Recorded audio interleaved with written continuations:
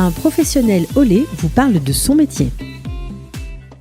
Philippe Nissim Zarka, bonjour. Bonjour Cathy. Alors bienvenue, on est ravis de vous accueillir pour cette émission métier. Alors, vous avez fait plusieurs métiers. Aujourd'hui vous êtes thérapeute émotionnel, spécialiste dans la gestion de l'anxiété, de l'angoisse, de toutes les choses on va dire qui ne sont pas très gaies, mais il faut bien que certaines personnes s'en occupent. Alors juste avant de parler de votre métier d'aujourd'hui, vous avez fait plein de choses qui vous ont, on va dire, guidé sur cette voie de la thérapie. Oui, avant d'arriver à ce métier de thérapeute, j'étais enseignant, directeur d'établissement scolaire, ici en Israël, mais pas seulement. J'ai un peu tourné en France, bien sûr, et puis au Guatemala et en Birmanie, avant d'être là. C'est ça qui est génial. Bon, c'est pas vos voyages qui vous ont mis sur, on va dire, la voie de la médecine douce, on va dire ça non, comme ça. Non, c'est plutôt la volonté d'aider les gens, les élèves en l'occurrence, qui ne peuvent pas apprendre s'ils ont un problème sous-jacent qui les empêche d'apprendre, tout simplement. Vous êtes rendu compte, à leur contact, que si on ne règle pas le traumatisme ou le trauma, vous allez nous expliquer la différence tout de suite,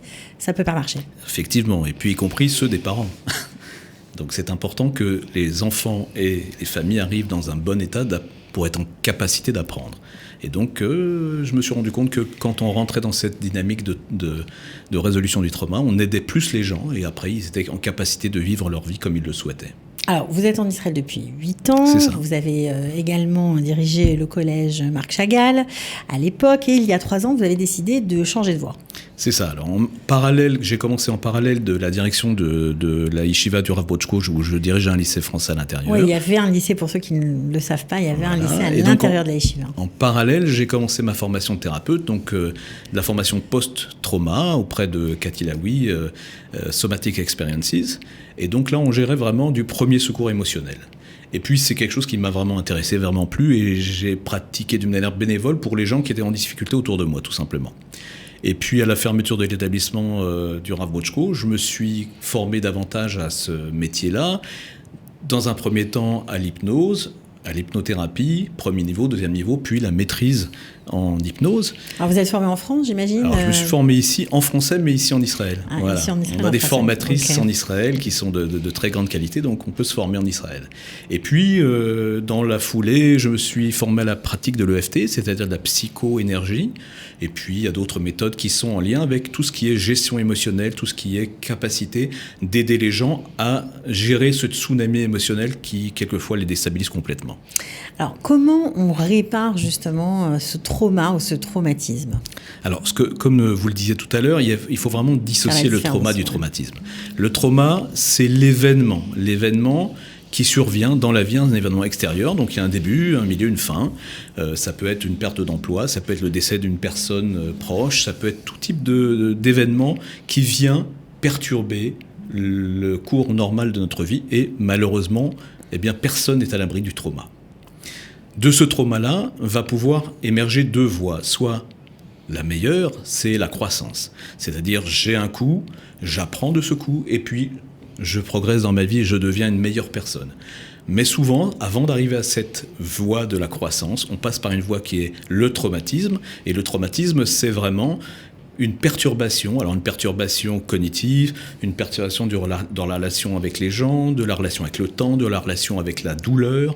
C'est un tas de phénomènes qui font que notre vie, soit ponctuellement quand on est activé par un événement, par un son, par la vision de quelque chose, ou bien d'une manière générale, nous provoque de l'angoisse, de l'anxiété, un mal-être physique, un mal-être psychique. Et vraiment, on s'enfonce à l'intérieur de ça si on n'arrive pas à traiter, si on ne va pas se faire aider pour être traité. Le temps ne suffit pas à aider et à soigner le traumatisme. Souvent, les gens mettent ça un peu sous le tapis. Voilà, le traumatisme. Ça va passer. Exactement. Mais finalement, non. Le temps aide, mais le temps n'est pas suffisant. N'efface pas. Voilà. Alors, on peut aller voir un ami qui va nous aider. Mais quelquefois, quand on a affaire à des gros traumatismes, on a besoin de se faire aider par quelqu'un qui va nous aider à faire ressortir justement cette somatisation qu'on a souvent sur le corps, et puis d'arriver à passer outre, sortir des pièges. Il y a différents pièges du traumatisme.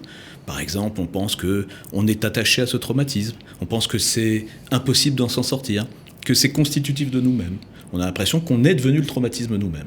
En réalité, non, c'est comme une maladie, c'est à côté, ça vient perturber notre vie, mais ça n'est pas notre vie. Et c'est important de le savoir, ça.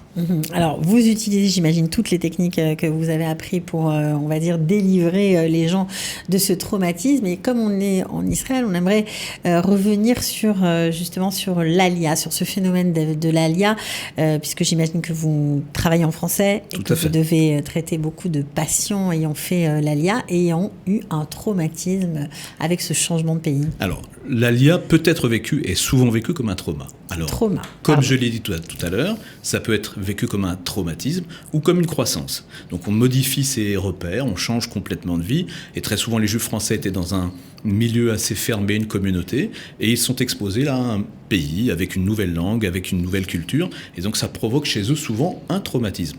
Donc le traumatisme, on espère qu'il soit le plus court possible.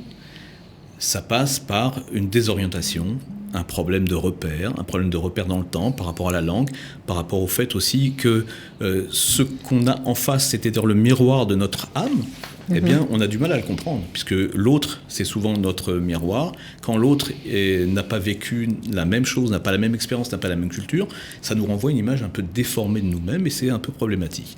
Donc effectivement, les Juifs français qui viennent et qui ont eu ce trauma de l'ALIA, ou pas, mais quand ils l'ont, quand ce trauma s'est passé en traumatisme, il est important qu'ils arrivent à le gérer relativement rapidement. Si ce n'est pas le cas, il faut se faire aider aussi. Alors ça fait problème d'emploi, problème pour les enfants à l'école aussi. Très souvent, j'ai souvent affaire à des enfants qui sont perturbés. Donc c'est les parents qui vous emmènent les enfants perturbés, mais en fait c'est les parents qui ont vécu un Alors trauma. On a tout, on a le traumatisme des parents, des enfants, de la famille qui est plus là, donc on a vraiment tous les cas de figure. Et ce qui est important, c'est vraiment de retrouver sa base, sa stabilité, c'est important. Parce que sinon, on a un problème, c'est que les parents ne vont pas bien, les enfants ne vont pas bien, ça contamine, comme je vous le disais hors antenne tout à l'heure, le traumatisme, on peut se contaminer au traumatisme des autres. Voilà. Oui, c'est ça. Donc il faut être bien immunisé. J'imagine que vous l'êtes parce que parce que sinon ça doit être un petit peu compliqué pour vous. Alors ça c'est. On a parlé de l'ALIA, mais vous avez aussi bien sûr d'autres pathologies que vous aidez les gens à dépasser. Je pense au deuil notamment. Tout à fait. Donc là, avec cette période de Corona qu'on a passée, il y a beaucoup de familles qui ont perdu des proches à l'étranger, qui n'ont pas pu les voir. Donc ils restent seuls un petit peu avec cette douleur, avec ce sentiment de ne pas avoir vécu l'événement. C'est compliqué. J'imagine. Ouais. Alors le deuil, on a l'avantage dans la foi juive d'avoir un deuil qui est extrêmement bien structuré et qui permet à la personne qui a perdu un être cher de passer différentes étapes. Et on dit souvent que le temps qu'il a fallu pour construire un être, environ 1 an, il faut à peu près aussi 1 an pour oublier, passer par les différentes étapes.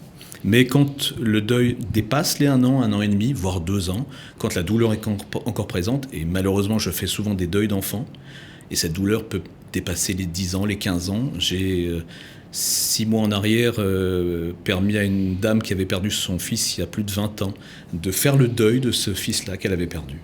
Donc il est important de se faire aider, de passer, parce qu'on ne peut pas vivre avec cette douleur permanente, avec cette espèce de culpabilité incroyable, cette incapacité après de retourner dans la joie. Les gens qui ont perdu un enfant, malheureusement, sont incapables de retourner dans la joie s'ils ne sont pas aidés dans ce processus-là. C'est extrêmement important. Il faut prendre le temps de les écouter, le temps de les aider à faire ce passage-là. Alors, pour les aider, justement, vous faites quoi ? J'utilise différentes méthodes, donc ce que je disais tout à l'heure, c'est-à-dire j'utilise l'imagination contrôlée, c'est-à-dire qu'on utilise quelque chose qui est proche de l'hypnose, on monte la conscience des gens, l'état de conscience des gens, et puis on arrive à faire des thérapies en état de conscience augmenté. On utilise ce qu'on appelle la thérapie symbolique, c'est-à-dire que l'inconscient, lui, est constitué d'éléments et il fonctionne de manière symbolique. Donc on va modifier ou transformer ou supprimer des symboles qui se trouvent à l'intérieur de l'inconscient, de telle manière à ce que vraiment la personne puisse passer à l'étape suivante. On utilise aussi en EFT, on permet de déculpabiliser, de penser que les choses ne sont pas une fatalité en soi, elles ne sont pas bloquées, elles ne sont pas bloquées à l'intérieur de la personne, et de pouvoir faire que les émotions puissent s'exprimer. La pire des choses, c'est quand l'expression des émotions n'est pas possible, en fait. Quand on a l'émotion, le ressenti qui est bloqué à l'intérieur du corps, on a des gros problèmes. Donc on va permettre au patient d'exprimer ses ressentis, d'exprimer ses émotions. Et déjà, ça va être un pas énorme. Puis ensuite, de reconfigurer, on va dire, l'inconscient. de telle manière à ce qu'on puisse passer à l'étape d'après. Bon, j'imagine que vous avez des résultats. Heureusement. Je suis obligée de vous poser la question. Heureusement. Oui. Heureusement, oui. Puisque de toutes les façons, les patients viennent principalement par le bouche à oreille. J'ai un site et tout ça, mais c'est vrai que le bouche à oreille, ça fonctionne à fond. Et un patient, on amène 3, 4, 5, ce qui veut dire que si ça ne fonctionne pas, les patients ne viennent pas de toutes les façons. Alors évidemment, ce sont des thérapies, ce qu'on appelle brèves. Tout à fait. C'est ça ne dure pas très longtemps dans le temps. Effectivement, c'est un maximum de 10 séances pour régler un problème. Souvent, c'est moins, 5. Alors, brève ne veut pas dire magique, brève ne veut pas dire ultra instantané, ce qui veut dire que... Il y a un travail qui se fait. Il y a un travail, voilà, ça prend... C'est bref par rapport à une psychanalyse qui va durer 5 ans, 7 ans. Ça, c'est sûr. Mais ça fonctionne, ça permet de modifier en 1 mois et demi, 2 mois, voire plus court. Il est possible dans les thérapies de deuil, par exemple, qu'après une séance, on a vraiment un changement d'attitude. Alors justement, qu'est-ce que vous préférez dans votre métier aujourd'hui ? Parce que vous avez été en contact avec des enfants souvent traumatisés pour X raisons, qui n'arrivaient pas à emmagasiner, on va dire, de nouvelles connaissances.